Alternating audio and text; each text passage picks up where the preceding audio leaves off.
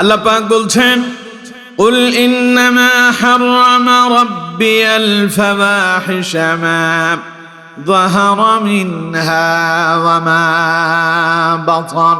আল্লাহ বলছেন, নবী কুল, আপনি বলুন, ইন্নামা হাররামা রাব্বি, যে আমার রব হারাম করেছেন, আল ফাওয়াহিশ মা যাহারা মিনহা ওয়া মা বাতান, প্রকাশ্য এবং গোপনীয় উভয় অবস্থায় তিনি অশ্লীলতাকে হারাম ঘোষণা করেছেন, ওয়াল ইসমা, এবং পাপকেও, ওয়াল বাগিয়া বিগাইরিল হক, অন্যায়ভাবে মানুষের উপরে জুলুম করা, এটাকেও তিনি হারাম করেছেন, ওয়া আন তুশরিকু বিল্লাহ, এবং আল্লাহর সঙ্গে শিরিক করা, মা লাম ইউনাজ্জিল বিহি সুলতানা, যেই ব্যাপারে আল্লাহ কোনো দলিল তিনি নাজিল করেননি, ওয়া আন তাকুলু আলাল্লাহি মা লা তা'লামুন, এবং আল্লাহর ব্যাপারে এমন কথা বলা থেকে বিরত থাকার জন্য তিনি বান্দার প্রতি আদেশ প্রদান করেছেন যেই বিষয়ে মানুষ জানে না। আল্লাহর সম্পর্কে যা জানে না এমন কথা বলা হারাম। এমন কথা বলা কি হারাম। এই যে কথাগুলো আল্লাহ রাব্বুল আলামিন এই আয়াতের ভেতরে আলোচনা করলেন, যার সরল অনুবাদ আমি আপনাদেরকে শোনালাম। তাহলে এই সরল অনুবাদ থেকে আমরা যদি পুরো কথাটা একসাথে শুনি তাহলে কি দাঁড়াবে? তাহলে অর্থ দাঁড়াবে এই, আল্লাহ পাক বলছেন, নবী আপনি বলুন, আপনার রব হারাম ঘোষণা করেছেন প্রকাশ্য এবং গোপনীয় অশ্লীলতাকে এবং গুনাহের কাজে লিপ্ত হওয়াকে, অন্যায়ভাবে মানুষের উপরে জুলুম করাকে এবং আল্লাহর সঙ্গে শিরিক স্থাপন করাকে, যেই ব্যাপারে আল্লাহ কোনো দলিল তিনি নাজিল করেননি, এবং আল্লাহ হারাম ঘোষণা করেছেন যে মানুষ যেন আল্লাহ সম্পর্কে যা জানে না এমন কথা বলা থেকে মানুষ যেন বিরত থাকে, এমন কথা যেন তারা না বলে যেই ব্যাপারে তারা জানে না। এই হচ্ছে আয়াতের সরল অনুবাদ। তাহলে আজকের আলোচনার মূল আলোচ্য বিষয়টা যেটা দাঁড়ালো তা হলো, আমরা এই আয়াতের উপরে যে আলোচনা শুনবো তা হচ্ছে আল্লাহর পক্ষ থেকে কিছু নিষিদ্ধ বিষয় আছে যেগুলো সম্পূর্ণভাবে আমাদেরকে ছেড়ে দিতে হবে। সেই নিষিদ্ধ বিষয়গুলো কি, এই ব্যাপারে আমরা আজকে আলোচনা শুনবো ইনশাআল্লাহ। ওয়া মা তাওফীকি ইল্লা বিল্লাহ, সুবহানাকা লা ইলমা লানা ইল্লা মা আল্লামতানা ইন্নাকা আনতাল আলিমুল হাকীম। সকলে মুহাব্বতের সাথে পড়েন আমিন। আমার বন্ধুগণ, আসুন এবার আমরা শুরু করে। আল্লাহ পাক কি বললেন? আল্লাহ রাব্বুল আলামিন বলছেন, কুল, নবী আপনি বলুন, ইন্নামা হাররামা রাব্বিয়াল ফাওয়াহিশ মা যাহারা মিনহা ওয়া মা বাতান। আল্লাহ পাক বলছেন, আমার নবী আপনি বলুন, আপনার রব ঘোষণা করে দিয়েছেন, তিনি তার বান্দাদের জন্য হারাম করেছেন প্রকাশ্য এবং গোপনীয় উভয় অবস্থায় যেন মানুষ কোন ধরনের অশ্লীলতার ভেতরে লিপ্ত না হয়। আল্লাহ বলছেন, ইন্নামা হাররামা, নিশ্চয়ই আল্লাহ হারাম করেছেন। হারাম মানে নিষিদ্ধ। হারাম মানে কি? নিষিদ্ধ। এই কাজের কাছেই যাওয়া যাবে না, এটা করাই যাবে না। আল্লাহ তাআলা এই ব্যাপারে চূড়ান্ত ঘোষণা দিয়েছেন। কে ঘোষণা দিচ্ছেন? সবাই বলতে হবে কে? আচ্ছা, আল্লাহর কথাগুলো মানা ওটা কি নফল না ফরজ? সবাই বলতে হবে, আল্লাহর কথা মানা নফল না ফরজ? নামাজ 5 ওয়াক্ত যিনি ফরজ করেছেন তিনি কে? 5 ওয়াক্ত যিনি আমাদের উপরে নামাজ আদায় করাটা ফরজ করেছেন, এই জন্য নামাজ পড়াটা আদায় করাটা আমাদের জন্য নফল না ফরজ? নামাজ যেমন আদায় করাটা ফরজ আমরা জানি, মাহে রমাদানের রোজা রাখতে হবে আদেশ আল্লাহ পাক করেছেন, ওটা যেমন মানা ফরজ, ঠিক তেমনি ভাবে আল্লাহ পাক কোরআনুল কারীমে যদি কোনো আদেশ এবং নিষেধ করেন সেটা মেনে চলাও বান্দার জন্য ফরজ হয়ে যায়। কথা কি বুঝতে পারছেন? তাহলে আমার বন্ধুগণ, আল্লাহ রাব্বুল আলামিন এই আয়াতের শুরুতেই তিনি হারাম ঘোষণা করছেন। তিনি তার বান্দাদেরকে সতর্ক করলেন, নবী আমার বান্দাদেরকে শোনায়া দেন, কুল ইন্নামা হাররামা রাব্বিয়াল ফাওয়াহিশ মা যাহারা মিনহা ওয়া মা বাতান। প্রিয় বন্ধুগণ, আল্লাহ তাআলা হারাম ঘোষণা করছেন, নিষিদ্ধ করে দিয়েছেন আমার বান্দারা আল ফাওয়াহিশ মা যাহারা মিনহা ওয়া মা বাতান, প্রকাশ্য এবং গোপনীয় অশ্লীলতা তোমরা করতে পারবা? অশ্লীলতা বুঝেন তো? অশ্লীলতা হলো সেই কাজ যেই কাজ করলে সমাজে বিশৃঙ্খলা সৃষ্টি হয়। কোমলমতি ছাত্র ছাত্রীদের তাদের জীবনের উঠতি বয়স শুরুতে বিপর্যয় সৃষ্টি হয়। ছোট্ট ছোট্ট বাচ্চারা নষ্ট হয়ে যায়। এবং অশ্লীলতা হলো তাই যে অশ্লীলতার কারণে যুবক যুবতীদের চরিত্র নষ্ট হয়ে যায়।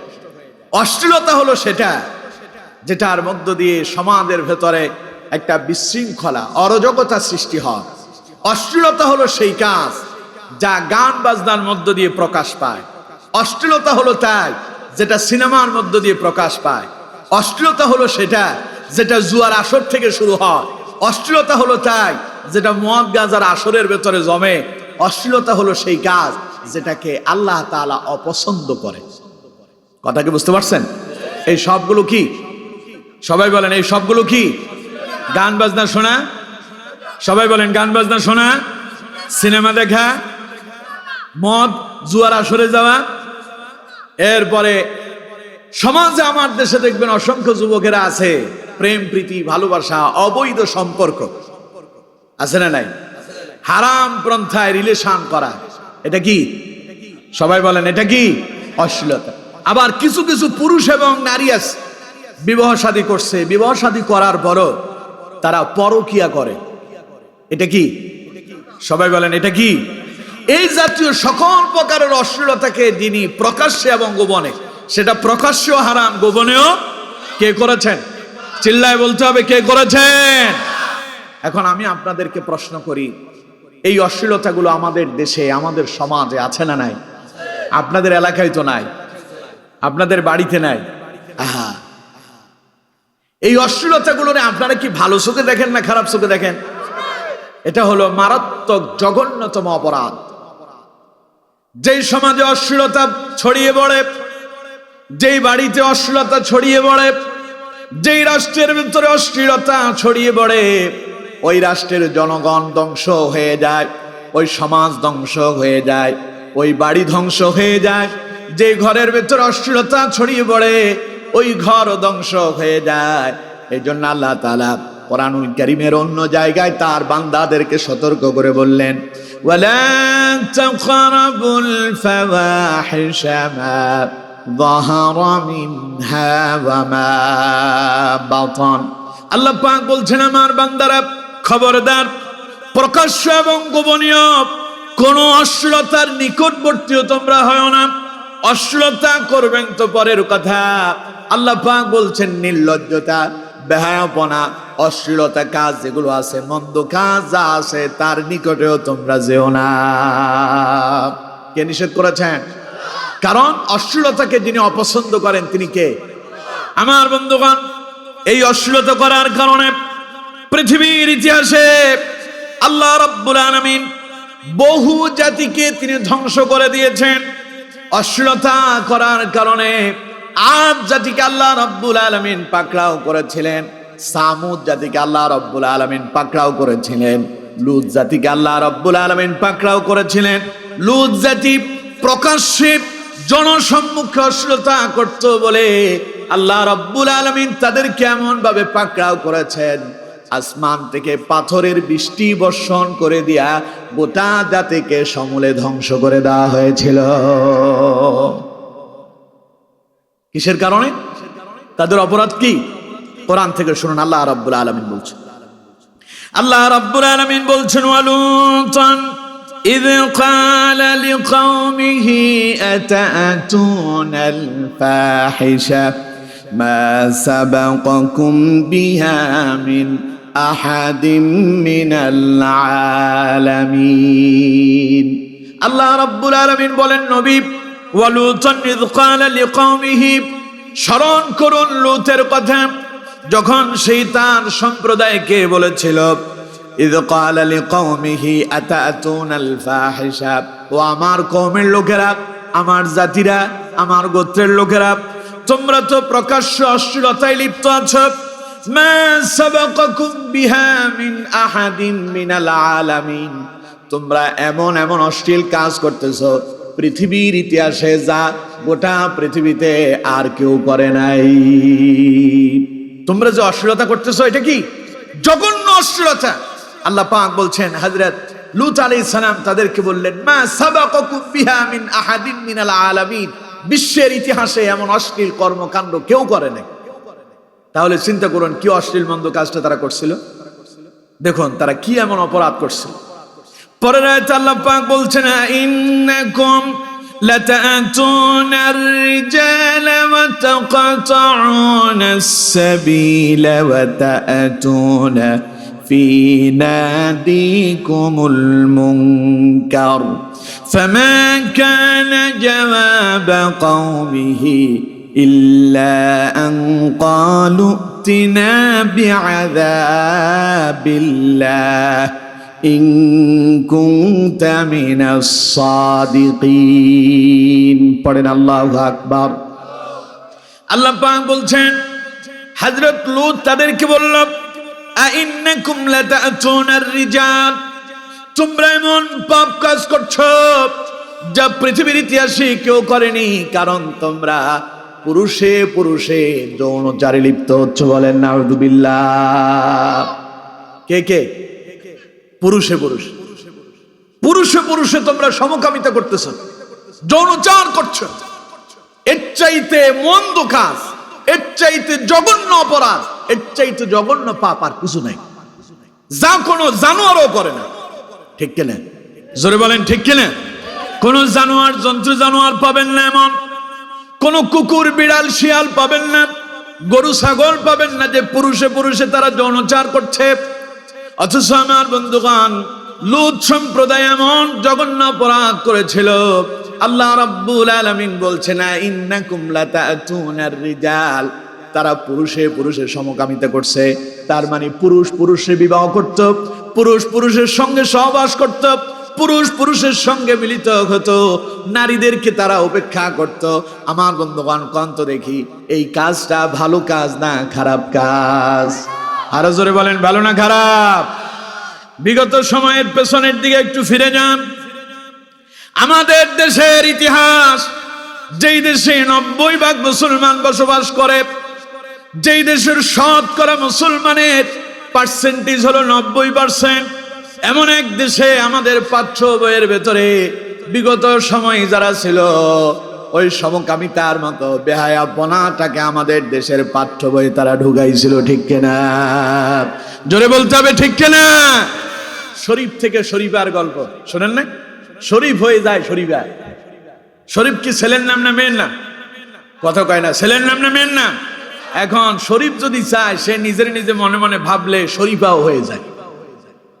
তার মানে পুরুষদেরকে তাদের কেমন একদিকে ডাইভার্ট করার উদ্দেশ্যে তারা সামনের দিকে এগিয়ে যাচ্ছিল। আমাদের যুব শ্রেণীর, আমাদের যুবকদের, তাদের যে শালীনতা আছে, চরিত্র আছে, এদের চরিত্রকে ধ্বংস করে দেওয়ার জন্য তারা ষড়যন্ত্র করেছিল। ঠিক কিনা? জোরে বলতে হবে ঠিক কিনা? আমার বন্ধুগণ, চিন্তা করুন, হযরত লূত আলাইহিস সালাম তাদেরকে বললেন, ও আমার সম্প্রদায়ের লোকেরা, মা সাবাকাকুম বিহা মিন আহাদিন মিনাল আলামিন, তোমরা এমন মন্দ কাজ করতেছো, এমন অশ্লীল কর্মকাণ্ডে তোমরা লিপ্ত হয়েছো যা তোমাদের পূর্বে কোনো জাতি করে নাই। এমন কি বিশ্বের কোন মানুষ এমন পাপী লিপ্ত হয় নাই। তোমরা যে পাপ করতেছো তা হলো আইন্নাকুম লাতা'তুনার রিজাল, তোমরা পুরুষে পুরুষে জানাই লিপ্ত হচ্ছ।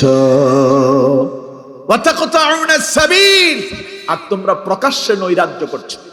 নৈরাজ্য বুঝেন? কথা কয় না, নৈরাজ্য বুঝেন?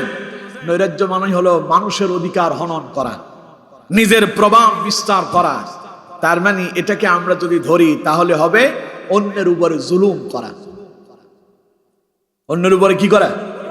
নিজের ক্ষমতার অপব্যবহার করা। আমি যা বলি তাই হবে। আমার দেশে এরকম কিছু শয়তান আছে না নাই? আপনাদের মাইজদিন নোয়াখালীতে তো নাই? আছে? গোটা বাংলাদেশের সয়লাভ হয়ে আছে।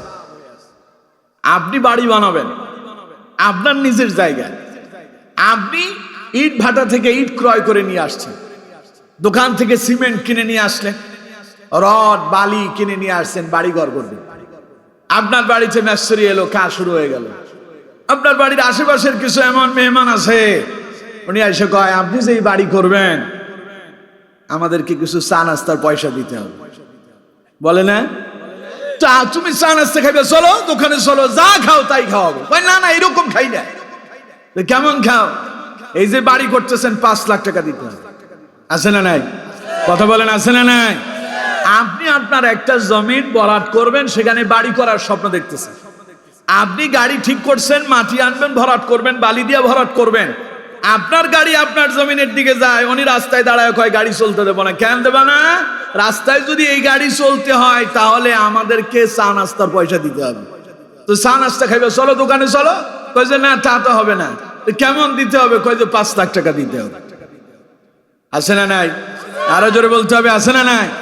জায়গা আপনার, বাড়ি আপনার, টাকা আপনার, আপনার বাড়ি আপনি করবেন, আপনার জায়গা কি করবেন না করবেন সেটা আপনার ব্যাপার। তিনি রাস্তায় দাঁড়ায় আপনার গাড়ি আটকায় দেয়, আপনার কাজ বন্ধ করে দেয়। বোঝা যায় এরা হলো ওই সমস্ত লোকেরা যারা প্রকাশ্যে নৈরাজ্য সৃষ্টি করছে। এরা হলো চাঁদাবাজ, এরা হলো ধোঁকাবাজ, এরা হলো টেন্ডারবাজ, এরা হলো সন্ত্রাস। এরাই প্রকাশ্যে বাংলাদেশে অপকর্ম আর অপদস্থ করে মানুষের উপরে নির্যাতন নিপীড়ন চালাচ্ছে। ঠিক কিনা? এই কাজ যারা করছে, তারা কাজ যেটা করতেছে এটা কি ভালো না খারাপ? কোন জাতের খারাপ? মা সাবাকুম বিহা মিন আহাদিন মিনাল আলামিন, যা ইতিপূর্বে কোন জাতি করে নাই। আমার বন্ধুগণ, হযরত লূত আলাইহিস সালাম তার সম্প্রদায়কে বললেন, ওয়াতাতুনা ফি নাদিকুমুল মুনকার, তোমাদের আরেকটা জঘন্য অপরাধ হলো তোমরা তোমাদের মজলিসের ভেতরে প্রকাশ্যে তোমরা মন্দ কাজে লিপ্ত হচ্ছ। ওরা মজলিসের ভেতরে জানায় লিপ্ত হয়ে যেত, পুরুষে পুরুষে। নাউজুবিল্লাহ পড়ে। এর চাইতে খারাপ আর কি হইতে পারে? আমার বন্ধুগণ, হযরত লূত আলাইহিস সালাম বললেন, এই কাজ তোমরা করো না। পুরুষে পুরুষে তোমরা জানায় লিপ্ত হয় না, এমনকি তোমরা নৈরাজ্য করো না। তোমরা তোমাদের মজলিসে যে মন্দ কাজ করতেছো সেটা থেকে বিরত থাকো। এই কথা বলাটা কি অপরাধ হয়েছিল? এটা কি খারাপ কথা? হযরত লূত আলাইহিস সালামের কথাটা কি খারাপ? সুন্দর করে বুঝালেন, এটা খুব মন্দ কাজ, খারাপ কাজ। পৃথিবীর ইতিহাসে এমন অপরাধ কেউ করে নাই। তোমরা এটা করতেছো, ছেড়ে দাও, এই কাজ ভালো না। কথাটা তাদের পছন্দ হলো না। লূত সম্প্রদায়ের লোকেরা কথাটারে মেনে নিতে পারলো না। তাদের এটা দারুণ গায়ে লেগে গেল, ওদের শরীরের ভেতরে লেগে গেল, কলিজায় আগুন লাগছে, আঘাত লাগছে। আর হযরত লূত আলাইহিস সালাম কি জবাব দিল? ফামা কানা জওয়াব কওমিহি ইল্লা আন ক্বালু আতিনা বিআযাবিল্লাহ ইন কুনতা মিনাস সাদিকিন। কি মারাত্মক কথা তারা বলেছে। আল্লাহ বলছেন, ফামা কানা জওয়াব কওমি, লূত তাদেরকে বলল তোমরা খারাপ কাজ করতেছো, ফিরে আসো। তারা এর জবাবে হযরত লূতকে জবাব দিল, ইল্লা আন ক্বালু আতিনা বিআযাবিল্লাহি ইন কুনতা মিনাস সাদিকিন, তুমি যদি সত্যবাদী হও, তুমি যদি অত সাধু হও, আমাদের নোয়াখালীর ভাষায় বললে কি সাধু, তুমি যদি এত সাধু হও, এত ভালো মানুষ হও, বিষয়টা এরকম আর কি, বুঝতেছেন? হযরত লূত আলাইহিস সালাম তারা বলল, ইল্লা আন ক্বালু আতিনা বিআযাবিল্লাহি ইন কুনতা মিনাস সাদিকিন, তুমি যদি অত ভালো হও, তুমি যদি সত্যবাদী হও, আর তুমি যদি অত সাধু হও, তাহলে যদি তোমার ক্ষমতা থাকে তোমার আল্লাহর পক্ষ থেকে আমাদের জন্য আযাব এনে দেখাও। বলেন নাউযুবিল্লাহ। আচ্ছা, নবীরা যদি আল্লাহর কাছে আযাবের জন্য সাহায্য কামনা করে, আযাব আসবে না? জোরে বলতে হবে, আসবে না? ওরা হযরত লূত আলাইহিস সালামকে কিছুই মনে করলো না। ওরা লূত আলাইহিস সালামকে উপেক্ষা করলো। লূত আলাইহিস সালামকে নিয়ে তারা হটকারিতা করলো। তোমার ক্ষমতা থাকলে তোমার আল্লাহরে বলো আযাব নাজিল করার জন্য। আমার বন্ধুগণ, হযরত লূত আলাইহিস সালাম তখন আল্লাহকে ডাক দিয়ে বললেন, ক্বালা রাব্ব রব্বিনসুরনি আলাল কওমিল মুফসিদিন, হে আমার রব, এই দুষ্কৃতিকারীদের বিরুদ্ধে আপনি আমাকে সাহায্য করেন। পড়েন সুবহানাল্লাহ। এখন কোন সাহায্যের দরকার সেটা আল্লাহর জানা আছে না নাই? লূত আলাইহিস সালাম কোন সাহায্য চাচ্ছেন সেটা আল্লাহ খুব ভালো করে জানেন। কোন ধরনের সাহায্য এখন আমার লূতকে করতে হবে। লূত আলাইহিস সালাম যখন বললেন, আল্লাহ এই দুষ্কৃতিকারীদের বিরুদ্ধে আপনি আমাকে সাহায্য করুন, তখন আল্লাহ রাব্বুল আলামিন হযরত লূত আলাইহিস সালামের কাছে আসমান থেকে ফেরেশতা নাজিল করে পাঠিয়ে দিলেন। আল্লাহ বলছেন, ওয়ালাম্মা আন জাআত রুসুলুনা লূতান সিআ বিহিম ওয়া দাqa বিহিম যারআ ওয়া ক্বালু লা তাখাফ ওয়া লা তাহজান ইন্না মুনাজ্জুকা ওয়া আহলাকা ইল্লা ইমরাআতাক কানাত মিনাল গাবিরিন। পড়েন আল্লাহু আকবার। আল্লাহ তাআলা বলছেন, ওয়ালাম্মা আন জাআত রুসুলুনা লূতান সিআ বিহি, আমি তার কাছে আমার ফেরেশতা নাজিল করলাম। ফেরেশতারা যখন তার কাছে গেল, সিআ বিহিম, হযরত লূত আলাইহিস সালাম তাদেরকে দেখে বিষণ্ণ হয়ে গেলেন, ভয় পেয়ে গেলেন। কারণ ফেরেশতা কি কালো হয় না সুন্দর হয়? ফেরেশতারা কিসের তৈরি?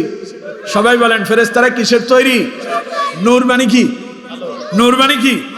এই যে লাইট থেকে কি বের হচ্ছে, এই আলোটা কালো না সাদা? এই সাদা আলোটা যখন পড়ে তখন সব কি হয়ে যায়? আলোকিত হয়ে যায়। নবী ফেরেশতারা হলেন নূরের তৈরি। নূরের তৈরি ফেরেশতারা যখন হযরত লূত আলাইহিস সালামের বাড়িতে এলো, যুবক বেশে আসছে এবং এক একজন ফেরেশতা এত সুন্দর। হযরত লূত আলাইহিস সালাম চিন্তা করলো, তার দেশের জনগণ তো সুন্দর পুরুষের পেছনে লাগে, আমাদের দেশের ছেলেরা সুন্দরী মেয়েদের পেছনে পেছনে ঘুরে, ঠিক কিনা? জোরে কোন ঠিক কিনা?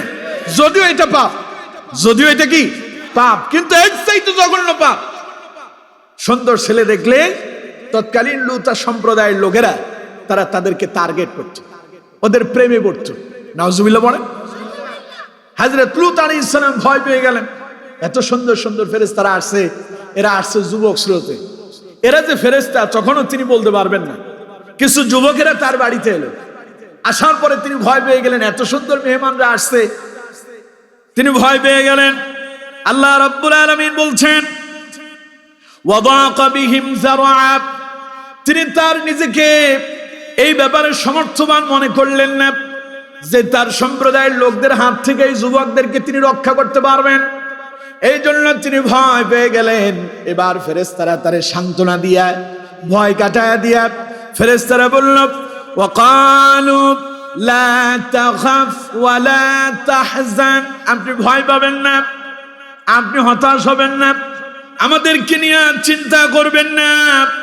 আল্লাহ রাব্বুল আলামিন বলছেন, ফেরেশতারা বলল, ইন্না মুনাজ্জুকা ওয়া আহলাকা ইল্লা ইমরাআতাক, আমরা এসেছি আপনাকে, আপনার পরিবারকে সাহায্য করার জন্য, তবে আপনার স্ত্রী ছাড়া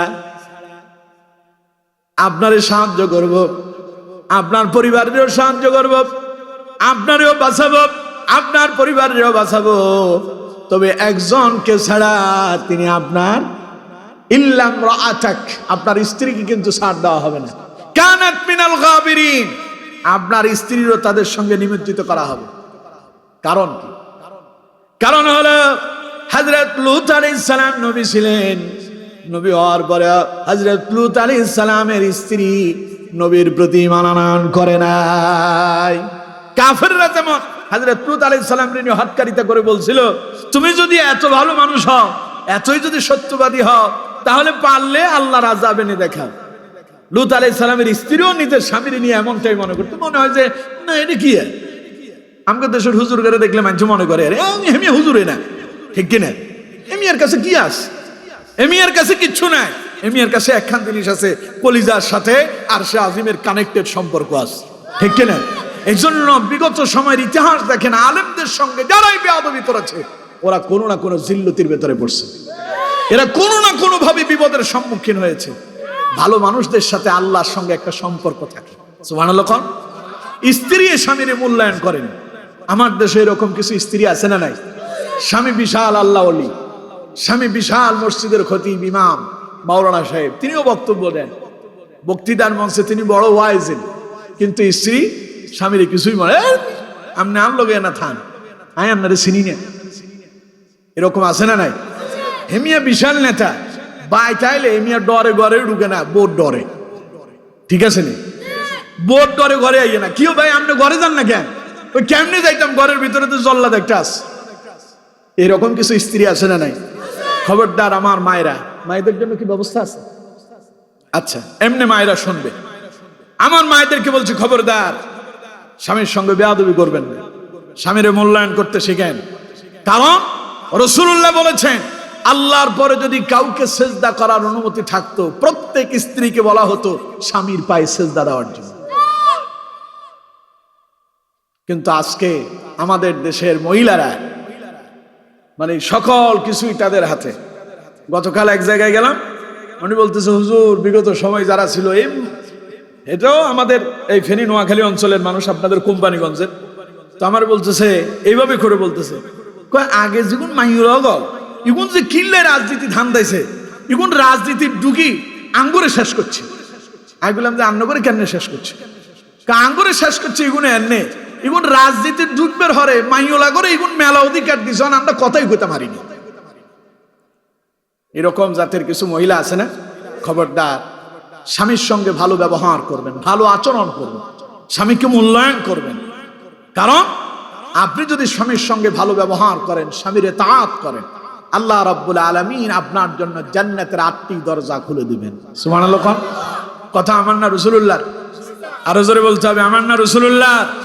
নবী করিম সাল্লাল্লাহু আলাইহি ওয়াসাল্লাম বলছেন, যেই নারী 4টা কাজ করবে। কয়টা কাজ? আল মারআতু ইযা সাল্লাত খামসাহা, দৈনিক 5 ওয়াক্ত নামাজ সঠিকভাবে আদায় করবে। ওয়া সামাত শাহরাহা, রমজানের রোজাগুলো সঠিকভাবে আদায় করবে। ওয়া আহসানাত ফারজাহা, পর্দায় থেকে জীবন যাপন করবে। ওয়া আতাআত বালাহা, স্বামীর আনুগত্য করবে। ফালতাদখুল মিন আইয়ি আবওয়াবিল জান্নাতি শাআত, আল্লাহ তাআলা তার জন্য জান্নাতের 8টা দরজা খুলে দেবেন। যেই দরজা দিয়ে তার ইচ্ছা সেই দরজা দিয়ে সে প্রবেশ করতে পারবে। এজন্য মায়েরা স্বামীদেরকে মূল্যায়ন করেন, স্বামীর খেদমত করলে জান্নাতও মিলবে। সুবহানাল্লাহ। আবার কিছু কিছু পুরুষ আছে, এগুলো সন্ত্রাসের চাইতে কোনো অংশে কম না। পাশের বাড়ির ভাবিরে খুব ভালো লাগে, পাশের বাড়ির পাশের ঘরের ভাবি খুব ভালো লাগে। ভাবি ভালো আছেন? ভাবি বাজারে যাচ্ছি, আপনার জন্য কি নিয়ে আসতাম? বউ যখন বাজারে যাওয়ার সময় বলে, আসার সময় আমার জন্য 1 কেজি আঙ্গুর নিয়ে আইসো।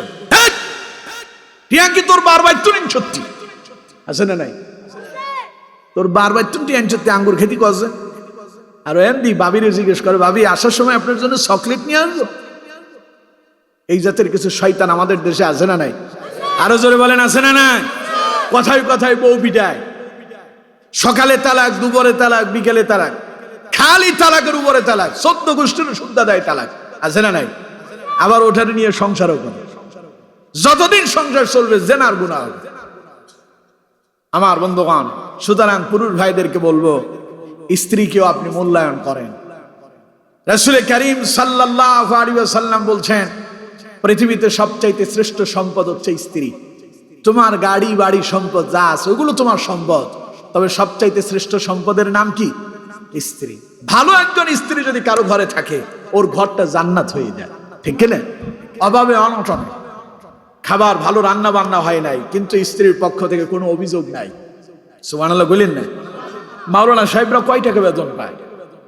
মসজিদের ইমাম সাহেবরা আপনারা কত দেন? বলবেন না তো শরমে লজ্জায়। কারণ যেই বেতন আপনারা ইমাম সাহেবরে দেন, ওইটা দিয়ে আপনাদের সকালবেলার নাস্তাও হয় না। অল্প বেতনে তিনি চাকরি করেন, এই বেতন দিয়ে সংসার চলবে তো পরের কথা। বউরে যে মাঝে মধ্যে যে ডাক্তার দেখাতে হয়, সন্তান হবে, প্রেগনেন্সি, পেটের ভিতরে সন্তান আসছে, এটারে ডাক্তার দেখাইতে হয়। কিছুদিন পর পর আলট্রাসোনোগ্রাফি করতে হয়, বিভিন্ন ধরনের পরীক্ষা নিরীক্ষা করতে হয়। এই পরীক্ষার পয়সাও তো মাস শেষে বেতন হিসাব করলে মিলে না।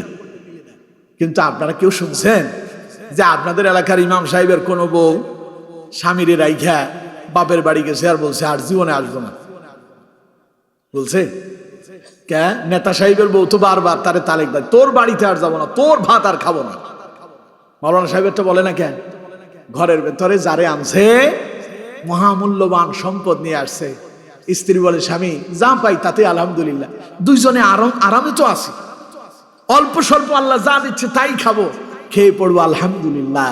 এর জন্য ঘরের ভেতরে এমন শান্তি, অল্প বেতন হলেও তার স্ত্রী খুশি। সুবহানাল্লাহ বললেন না? এর জন্য আপনার স্ত্রী আপনার জন্য মহামূল্যবান সম্পদ। স্ত্রীর সঙ্গে ভালো ব্যবহার করবেন। উনি আপনার ঘরের সমস্ত কাজ করে দেয়, আপনার কাপড় চোপড় ধুয়ে দেয়, আপনার জন্য রান্না করতেছে। বেতন যদি হিসাব করেন, আপনি বেতন যা পান এর চাইতে কয়েক গুণ বেশি তারে দেওয়া লাগে। আপনার বাচ্চা প্রস্রাব করছে, পায়খানা করছে, পরিষ্কার করে, কাপড় চোপড় ধুয়ে দেয়, বাচ্চাগুলোর গোসল করায় দেয়। আপনি যখন বাড়ি থেকে চলে যান, ঘরে সিকিউরিটির দায়িত্ব পালন করে। আপনার আলমারিতে পয়সা আছে, আপনার ঘরের ভেতরে স্বর্ণ অলংকার আছে, পাহারা দেয় কে? কথা কয় না কে? তা আপনার স্ত্রী যদি আপনার ঘরের যদি পাহারাদার হয়, একজন পাহারাদারও যদি ঘরের ভেতরে রাখেন, মাসে যদি 10,000 টাকাও তার বেতন ধরেন, পাহারাদারের কত? 10,000। এবার কর্মচারী একজন রাখলে, আপনার বাচ্চা প্রস্রাব পায়খানা করলো, ওইগুলো পরিষ্কার করবে, ধরেন আরো 5,000, বেশি ধরলাম না, কত ধরলাম? 5,000। ঘরের পরিষ্কার আছে, ঘর ঝাড়ু দেওয়া, কাপড় চোপড় ধোয়া, 5,000 টাকা ধরলাম, কত হইলো? 15,000। এবার যে আপনার যে রান্না বান্না আছে, প্রতিদিন আপনার জন্য রান্না তৈরি করতে হয়, আপনি সকাল 9টায় অফিসে চলে যাবেন, সময় মতো রুটি না বানালে তো সব শেষ হয়ে যাবে। দুপুর বেলা আপনার খাবারটা রেডি করে টিফিন বাটির ভিতরে ঢুকায় দিতে হয়, আপনি লাঞ্চ করবেন। আবার রাত্রিবেলা আপনি ফিরে আসবেন, আপনার জন্য ঘরটা পরিষ্কার করে রেডি করে রাখে। এবার যদি বাবুর্চির বেতন যদি মাসে 10,000 ধরেন, কত হইল? গেল 25। এবার আসুন, আপনার স্ত্রী যে আপনাকে যে সন্তুষ্ট করে, আপনার স্ত্রী যে আপনাকে আদর্শ হাঁক দেয়, যখন প্রেম প্রীতি ভালোবাসা করার জন্য রাস্তায় রাস্তায় ঘোরেন, কত টাকা পয়সা তাদের পেছনে খরচ করছেন? স্ত্রীর জন্য কয় টাকা করতেছেন? সারা বছরে একখান শাড়ি কিনে দিছেন, হয়তো একটা জামা কিনে দিছেন। চিন্তা করেন, যদি সব হিসাব করেন, মাসে কম করে হলো 30 থেকে 35,000 টাকা তার বেতন আসে, ঠিক কিনা? আপনার একটা সন্তানের খুব শখ, একটা ছেলে আপনার দরকার। এই ছেলেটা আপনার পেটে আসে না আপনার স্ত্রীর পেটে? কথা কয় না? আপনার পেটে না স্ত্রীর পেটে? কে দেন? 10 মাস পর্যন্ত আপনার এই সন্তানের সেই যে গর্ভে ধারণ করলো, 10 মাস পরে বিশাল প্রসব বেদনা, মৃত্যুর সম্মুখীন, জীবন এবং মৃত্যুর সন্ধিক্ষানে পড়ে আছেন। এই যে প্রসব বেদনা শুরু হয়েছে, গলা কাটা মুরগির মতো চিৎকার করছে, মুহূর্তের ভেতরে রক্ত প্রবাহিত হচ্ছে, আপনি দুনিয়ায় আসছেন। এই যে আপনি আপনার একটা সন্তান জন্ম দেওয়ার জন্য আপনার স্ত্রী এত ত্যাগ করলো, কয় টাকা দিছেন? দিছেন কেউ? কথা কয় না, দিছেন? এবার আপনি একটা সন্তান দত্তক নিতে যান, পালবেন, 50,000 1 লক্ষ টাকা লাগবে একটা সন্তান দত্তক নিতে, লাগবে না? সন্তান হচ্ছে না, 10 বছর হয়েছে বিয়ে করছেন। গত 2 দিন আগে এক জায়গায় এক মাহফিলে গেলাম, মাহফিল শেষে আমি গাড়িতে উঠতে যাবো, এমন সময় একজন পুরুষ এবং একজন নারী এলেন, স্ত্রী বোরকা পরা লোকটা। আমি যখন গাড়িতে উঠে যাচ্ছি, এমন সময় আমার কাছে এসে বললো, হুজুর আমার স্ত্রী আপনাকে সালাম দিয়েছে। ওনারা দুইজনে মাহফিলে ছিলেন। তা আমি বললাম, সালামের জবাব দিলাম। উনি একটু আড়ালে দাঁড়ায় আছে। আমি বললাম যে কিছু বলবেন? হুজুর আপনার কাছে আমার স্ত্রী একটা দোয়া চাচ্ছে। আমিও চাচ্ছি। বললাম যে কি দোয়া? বিয়ে করছি 10 বছর হয়েছে, এখনো পর্যন্ত কোনো সন্তানের মুখ দেখি নাই। উনি এই কথাটা বলার সঙ্গে সঙ্গে আমার ভেতরটা নাড়া দিয়ে উঠছে। একটা সন্তানের জন্য তার কত আফসোস। আমি তাকে বললাম, আপনি সন্তান যদি পেতে চান, তাহাজ্জুদ পড়েন আর আল্লাহর কাছে দোয়া করেন। সন্তান দেওয়ার মালিক কে? আরো জোরে বলেন কে? এই 10 বছরে উনি ডাক্তার দেখায় নাই, কথা বলেন না কেন? দেখায় নাই, পরীক্ষা নিরীক্ষা করায় নাই। এই পরীক্ষা নিরীক্ষা করতে গেলে কয়েক লক্ষ টাকা খরচ করছে ডাক্তাররে দিয়া, সুস্থ হয় নাই, সন্তান আসে না। এবার চিন্তা করেন, আপনার এই সন্তান যে আল্লাহ তাআলা আপনারই দিলেন, স্ত্রী যে গর্ভে ধারণ করছেন, আল্লাহর কাছে আল্লাহরে কোনো পয়সা করে দিছিলেন? স্ত্রীরে দিছেন? হিসাব মিলালে যে কত টাকা সে পায় তার কোনো হিসাবই নাই। মহিলারা এখন বলবে যে হ্যাঁ, ওয়াজ তো এখন লাইন মতো হইতেছে। আমার বন্ধুগণ, প্রিয় ভাই সাহেব, তো সুতরাং পুরুষদেরকে বলবো, খবরদার, স্ত্রী আপনার ঘরের কর্মচারী নয়, দারোয়ান নয়। স্ত্রী আপনার ঘরের আপনার মহামূল্যবান সম্পদ। আল্লাহ তাআলা বলেছেন, আপনার স্ত্রী আপনার পোশাক, আপনি আপনার স্ত্রীর পোশাক। হুন্না লিবাসুল লাকুম ওয়া আনতুম লিবাসুল লাহুন্না। আপনি তার পোশাক, সে আপনার পোশাক। পোশাক যেমন নিজে নিজে গায়ে দেন, স্ত্রীরে পরবেন, স্ত্রী স্বামীরে পরবেন। সুবহানাল্লাহ কম। কিন্তু আমার বন্ধুগণ, আজ সেগুলো নাই।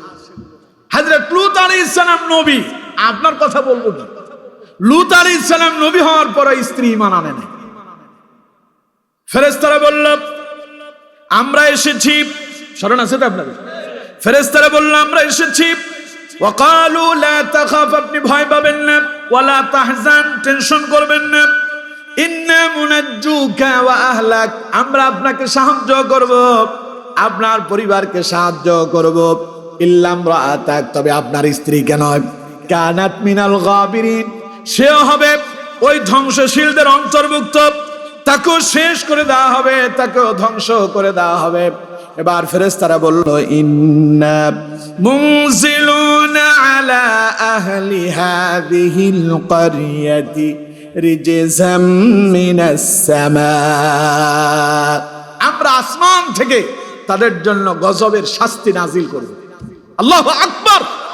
ওরা বলছিল, ইল্লা আন ক্বালু তিনা বিআযাবিল্লাহ, যদি ক্ষমতা থাকে আল্লাহর কাছ থেকে আযাব এনে দেখাও। ফেরেশতারা এসে কি বললেন? ইন্না মুনজিলুনা আলা আহলি হাযিহিল ক্বরিয়াতি রিজজাম মিনাস সামা, আমরা আসমান থেকে তাদের জন্য গজব নাজিল করব। বিমা কানু ইয়াফসুকুন, তা কারণ এরা হলো প্রকাশ্যে পাপাচারী। এই পাপাচারীকারীদেরকে কোনো অংশেই ছেড়ে দেওয়া হবে, কোনোভাবেই ছেড়ে দেওয়া হবে। আমার বন্ধুগণ, আল্লাহ রাব্বুল আলামিন বলছেন, এমন সময় হযরত লূত আলাইহিস সালামকে ফেরেশতারা কয়েকটা পরামর্শ দিল। এবার তাদের পরিচয় বলল। ফেরেশতারা বলল, ক্বালু ইয়া লূত, হে লূত, ইন্না রুসুলু রাব্বিক, আমরা আল্লাহর পক্ষ থেকে বার্তাবাহক হয়ে এসেছি, আমরা আল্লাহর ফেরেশতা।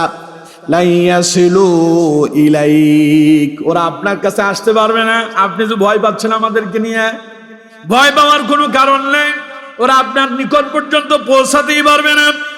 ফাসরি বিআহলিকা বিকিত'ইম মিনাল লাইল ওয়া লা ইয়ালতাফিত মিনকুম আহাদুন ইল্লা ইমরাআতাক, আজ রাতের কোন এক অংশে আপনি আপনার পরিবার নিয়ে এই এলাকা দ্রুত ত্যাগ করবেন।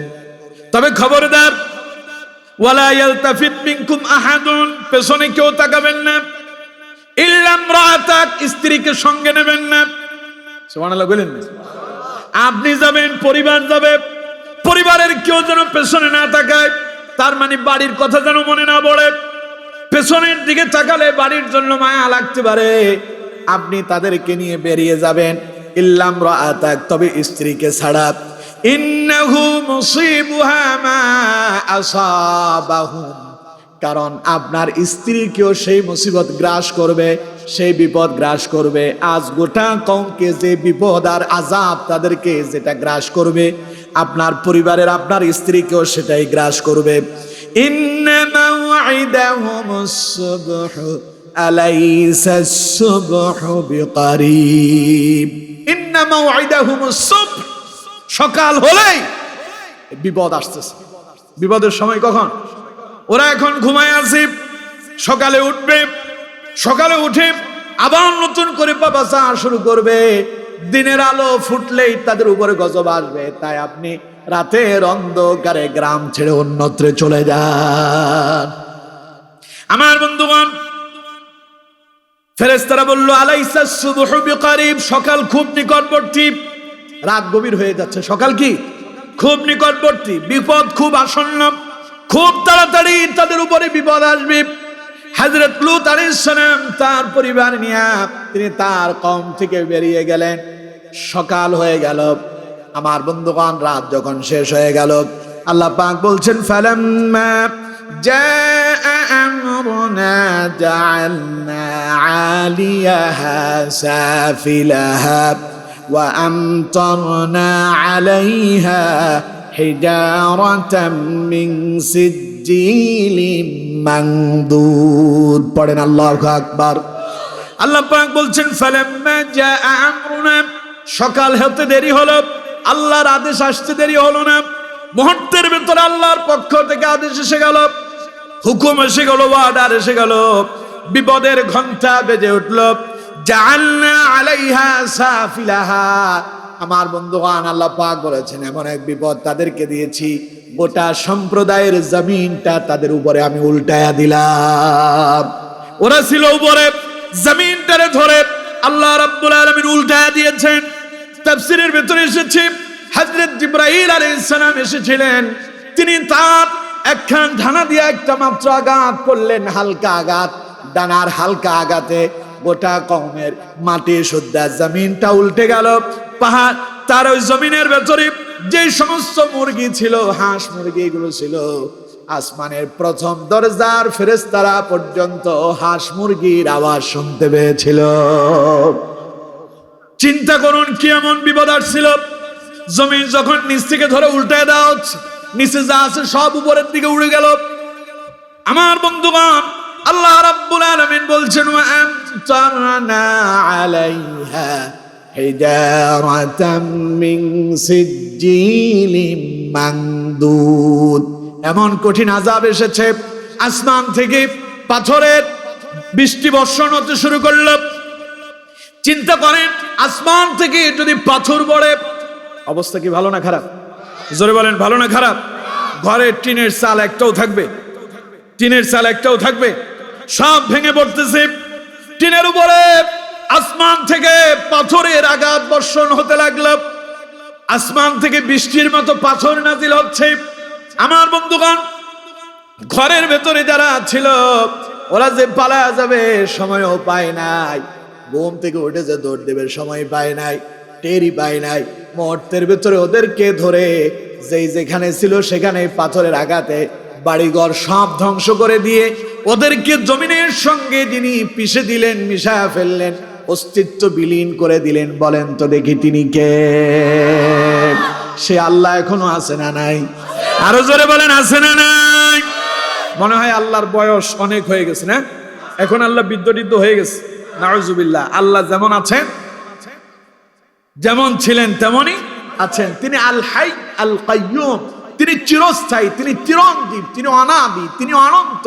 তিনি যেমন আছেন তিনি তেমনই ছিলেন, আর তিনি যেমন ছিলেন তেমনই আছেন। তিনি যেমন আছেন তেমনই থাকবেন, তার কোনো পরিবর্তন হবে? জোরে বলেন হবে?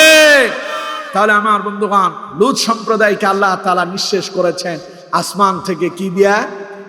পাথর দিয়ে। এখন যে আমার দেশে প্রকাশ্যে পাপাচার হচ্ছে, অশ্লীলতা বেহায়াপনা ঢুকে পড়ছে, প্রত্যেকের পকেটে পকেটে আছে না? এই মোবাইলগুলো আপনাদের পকেটে আছে না? অশ্লীলতার জন্য দূরে যাওয়ার দরকার নেই, পকেটে পকেটে এখন জানাবে বিচার ঢুকে পড়েছে। খারাপ মন্দ পথ এখানেই আছে। এখান থেকে আমাদেরকে একটু বিরত থাকতে হবে, দূরে থাকার জন্য চেষ্টা করতে হবে। পারবো? সবাই বলেন পারবো?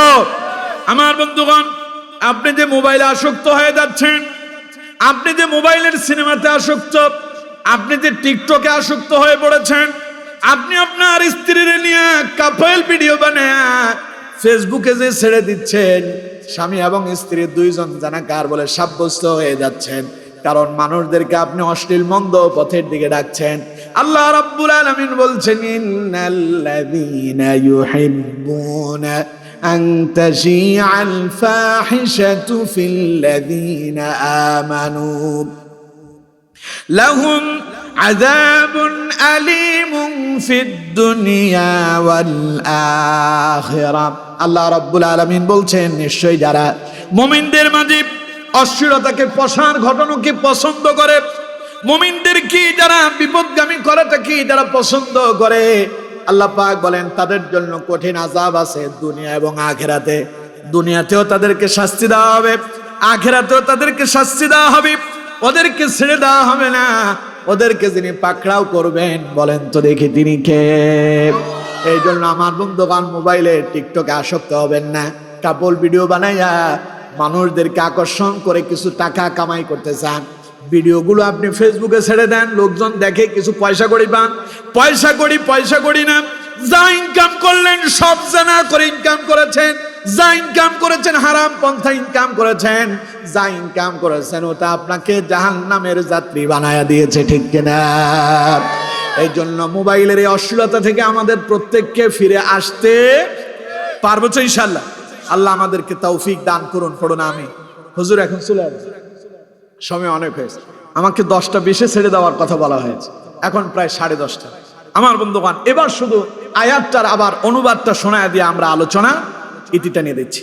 তাহলে আল্লাহ তাআলা নিষিদ্ধ করেছেন, আল্লাহ নিষিদ্ধ প্রথম নাম্বার হলো কুল ইন্নামা হাররামা রাব্বিয়াল ফাওয়াহিশা। আল্লাহ তাআলা বললেন, নবী আপনি বলে দেন, মানুষদেরকে শোনায় দেন আপনার রবের পক্ষ থেকে হারাম ঘোষণা করা হয়েছে ফাহিশা কাজ, মন্দ কাজ, অশ্লীল কাজ, মা যাহারা মিনহা ওয়া মা বাতান, ওটা প্রকাশ্যে হোক আর গোপনে হোক, উভয় অবস্থায় সেটা করা, সবাই বলেন উভয় অবস্থায় সেটা করা হারাম। 2 নাম্বার আল্লাহ রাব্বুল আলামিন বলছেন ওয়াল ইসমা, হারাম করে দেওয়া হয়েছে গুনাহের কাজ। গুনাহের কাজ আমরা করি না, জানি নামাজ না পড়লে গুনাহ হয়, জানার পরেও নামাজ পড়তেছেন, তার মানে আল্লাহ তাআলা এই গুনাহকে হারাম করছেন, আমরা ওটাকে নিজের জন্য হালাল করে নিয়েছি। এই গুনাহ করতে আমরা বড্ড ভালোবাসি, খবরদার এই গুনার ভেতরে দাবিত হওয়া যাবে। আল্লাহ এটারে কি করেছেন? সবাই বলেন গুনাহ করাটাকে আল্লাহ কি করেছেন? আর গুনাহ যদি আপনার দ্বারা হয়েও যায়, আল্লাহ তাআলা পদ্ধতি শিখায় দিয়েছেন, সাথে সাথে তাওবা করো, আমি মাফও করে দেব। সুবহানাল্লাহ। কোন এজন্য গুনাহ থেকে বেঁচে থাকার চেষ্টা করব, গুনাহ হলে আল্লাহর কাছে তাওবা করব। 3 নাম্বার ওয়াল বাগিয়া বিগাইরিল হক, অন্যায়ভাবে মানুষের উপরে জুলুম করাকে আল্লাহ পাক হারাম করেছেন। ওই যে বললাম না, বাড়ি করবেন একজন, আরেকজন এসে কয় আমারে পয়সা না দিলে বাড়ি করতে পারবেন না, জায়গা ভরাট করতে পারবেন না। এই অন্যায়, এই জুলুমকে যিনি হারাম করেছেন তিনি কে? এরপরে আল্লাহ পাক হারাম ঘোষণা করেছেন ওয়া আনতুশরিকু বিল্লাহ, আল্লাহর সঙ্গে কাউকে শরীক করা, মা লাম ইউনাজ্জিল বিহি সুলতানা, যেই ব্যাপারে আল্লাহ তাআলা কোনো দলিল দেন নাই। আল্লাহ বলেন না এখানে যাও। মানুষ অনেক এমন আছে পীরের কবরে গিয়ে সেজদা দেয়, তাই না? আল্লাহ কি সেখানে সেজদা দিতে বলছিল? আল্লাহ এই দলিল দেন নাই। সুতরাং এইভাবে যারা আল্লাহর সঙ্গে শিরিক করবে, আল্লাহ তাআলা বলছেন এই শিরিক করাটাকে আমি হারাম করে দিয়েছি। শেষে আল্লাহ রাব্বুল আলামিন বলছেন ওয়া আন তাকুলু আলাল্লাহি মা লা তা'লামুন, আমি আল্লাহ হারাম করলাম আমার ব্যাপারে এমন কথা বলা যেই ব্যাপারে তোমার কোনো জ্ঞান নাই, তুমি জানোই না আমার ব্যাপারে, কিন্তু না জেনেও আমার ব্যাপারে একটা কথা বলেই দিলা। আল্লাহ বলছেন খবরদার, এটা বলা যাবে? সবাই বলেন এরকম কথা বলা হারাম, হারাম, এরকম কথা বলা হারাম, নিষিদ্ধ, এটা করাই যাবে না। এই হচ্ছে আমাদের মূল আলোচনা। তাহলে আমরা ছেড়ে দিব অশ্লীলতা, প্রকাশ্যে হোক আর গোপনে হোক। আমরা ছেড়ে দেব গুনাহের কাজ, ওটা আমরা এর নিকটে যাব না, হয়ে গেলে সঙ্গে সঙ্গে তওবা করব। আমরা অন্যায়ভাবে মানুষের উপর আঘাত করব না, জুলুম করব না, আল্লাহর সঙ্গে শিরিক করব না, যেই ব্যাপারে আল্লাহর ব্যাপারে যেটা জানি না এমন কথা আমরা বলবো না। আল্লাহ তাআলা আমাদের সকলকে, যে আলোচনা আমি করলাম আপনারা যারা শুনেছেন, কোনো কথায় যদি ভুল হয়ে যায়, আল্লাহ আপনাদের অন্তর থেকে ভুলগুলো মুছে দেন। পড়েন আমিন।